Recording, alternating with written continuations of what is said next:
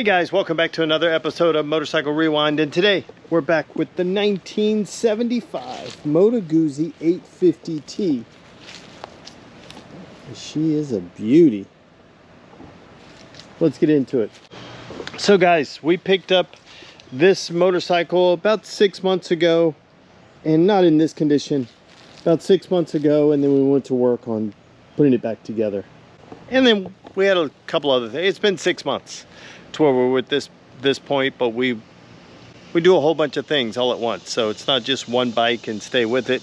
We did put the GPZ back together and then ride it to Colorado. So in the middle of all this, we have the CB750K, the 1979 that's in the middle of that. So we do a whole bunch of stuff. It's not just one motorcycle at a time. So this guy came out really good. If you're not familiar with the Moto Guzzi 850T, they're a V-twin, shaft driven, and they're awesome. They're really great. We're going to take it for a ride today. We are just about finished with this guy. I do have to put tires on it. Have to put tires, clean up the wheels, things like that. Both front and rear. I have to do that. Finally got the gauges mounted today. Finished up the electrics in it. Had to re-weld. Had to put this guy back on or make a new one to put on because it had snapped off, and then snapped off a month or so ago, and I couldn't find it, so I made a new one to put on. And now it's just about riding it, just to see that we have to shake it out, you know, really make sure everything's good, and then it's gonna move on to somebody else's house. But these are really nice motorcycles. If you happen to catch the video just the other day about the CX650 Turbo, this is a very crude version of that V-twin. This is a caveman, where that one is a very refined human. So it's a different kind of thing, different kind of feel, but it's a great bike. They were cruisers when they came out. Now we put a different seat on it. The styling is different, as you can see. We made this seat. If you guys didn't get a chance to watch that video, go back and watch it, because it's pretty amazing watching Carrie and I.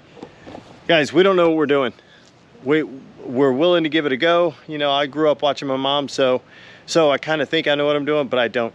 And we just make it work, right? We just get lucky enough and it works. It's kind of things that we did styling wise. The reason why we didn't keep it original. I paid 300 bucks for this motorcycle as it sits right now. Well, based on the picture that you're seeing right now, that's what I paid 300 bucks for. It had the original seat. It did not have the original fenders, and it was missing the most important piece to mount the seat, which is a rear grab bar that goes right here, and just that hardware and a headlight. Just finding the front and rear fender was going to be, everything I found was like 120, 130 bucks a piece, and then the grab bar was at least that, if you could find it. And you need the grab bar to mount the seat, because the seat mounts to the grab bar. So I said, okay, I can go that route, and it's still going to be a Moto Guzzi 850T, meaning the value of it is not going to be as great. I didn't diminish the value that much by turning it into this. Everything can be converted back. So rear fender, this started off its life as a Yamaha XS650 fender. We bobbed it, kind of rolled it forward, just so we just have a little short fender. I'm partial to these angled seat hoops versus, hard to see, I know it's all black, versus the flat ones. That's just me. I like that a little bit better than just the flat seat. I think it gives it a little bit more character. You be you. You like what you like, I like what I like, and we'll all be friends. Same thing, Yamaha XS650 front fender, Yamaha XS650 headlight. And then we just got our gauges in the other day, and then we got them mounted up.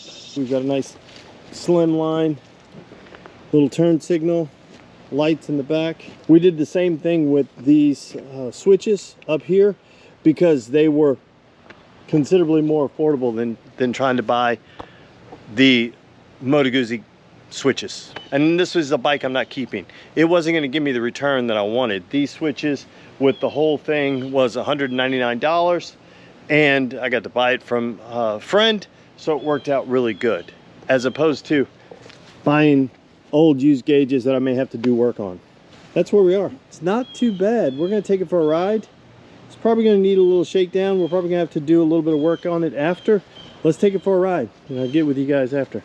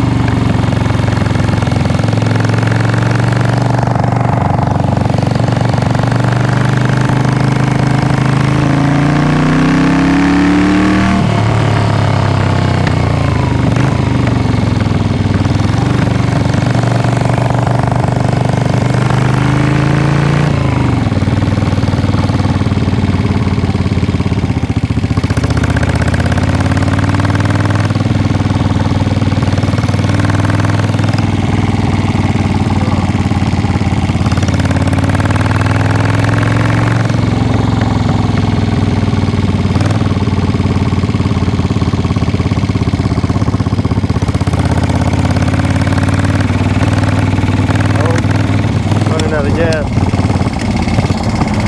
I'm running out of gas. I'm running out of gas. I'm running out of gas. I'm running out of gas.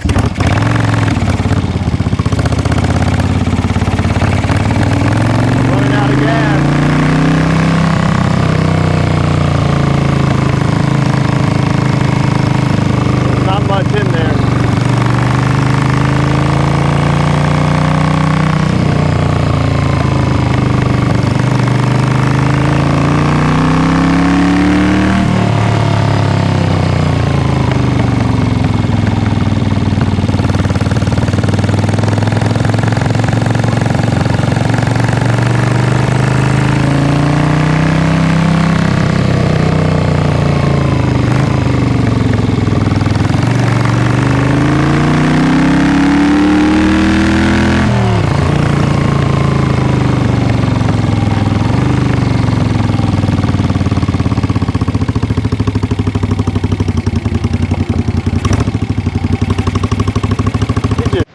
So guys, hey, we made it down to the end of the road and back. You gotta love that.